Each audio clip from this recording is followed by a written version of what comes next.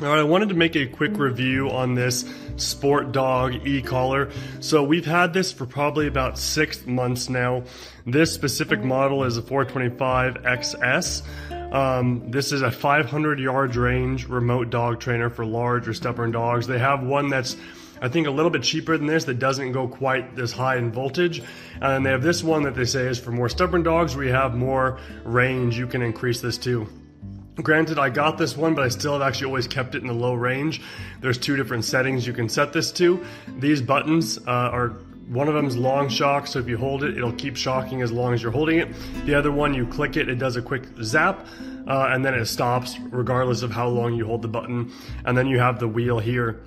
But the way this one works for stubborn dogs is that you have the wheel where you can adjust the intensity, but if you reprogram the remote, I forget the exact combination, but if you hold these buttons in a certain way, you can change it so it basically bumps each of these numbers up. So right now I have it in the low setting, so even if I go up all the way to the highest, this is not the highest that this remote can go. I can change the entire remote into the high setting, and then if I change it back to 1, it's going to be higher than 1 in the previous setting, and 2 is going to be higher, etc. So I've never put this to, I guess you could say, the stubborn dog setting. I've always kept this in the lower setting. And normally we only have this at 1 or 2, and our dog responds very well to that. It doesn't hurt him, it just gets his attention. If he's really looking at something and really intensely focused on something else, sometimes he doesn't even realize it when we hit number 1 or number 2, and we'll have to bump it up to 3 or 4.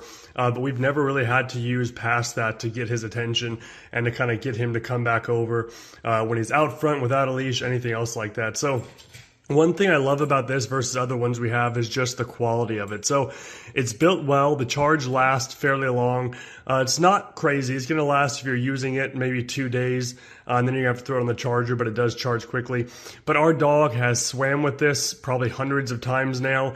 He's run around with this. It's been in the mud. It's been all over the place. It stayed on him. He sleeps with it sometimes. We don't normally leave it on at night, but he does take naps and sleep with it, and he doesn't seem to bother him at all when it's on him. So I've been thrilled with this purchase compared to some of the other e-collars we've tried in the past. It's just built well and it's going to last. And so I'm not worried about him getting wet in it. I'm not worried about it getting muddy if it stays outside for a while. It's just built very well. So you might be paying a little more for this than some of the other options that are out there. But my father-in-law got a cheaper option on Amazon, and it's already starting to crack in certain spots. It's not great with the water, even though that one said it was.